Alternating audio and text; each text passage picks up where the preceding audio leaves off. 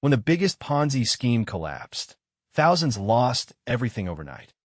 How did they rebuild their lives?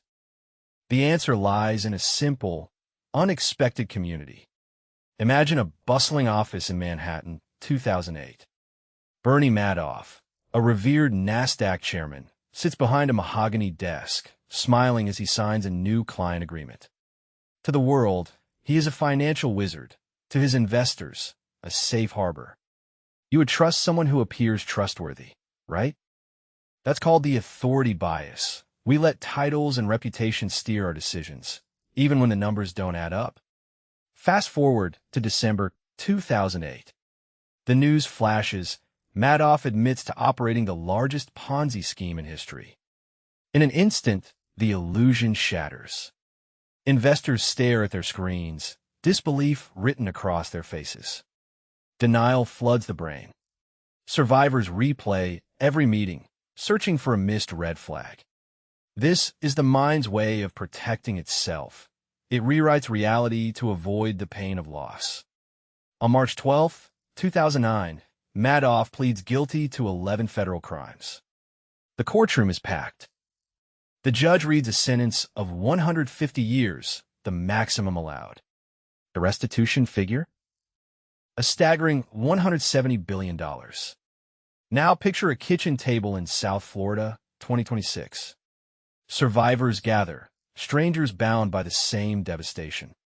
A local NBC6 report headlines, "Scam survivors find healing through support groups after devastating financial losses." Why do these groups work? It's called collective coping. The brain releases oxytocin when we share pain, turning isolation into connection. You feel less alone, and that chemical shift fuels resilience. One survivor, a former accountant, whispers, "I thought I could rebuild alone, but the group showed me I wasn't broken, just battered." Their story echoes a deeper truth. Social proof can rewrite our narrative from victim to survivor. The next scene, a community center hallway, flyers plastered with the words recovery and hope.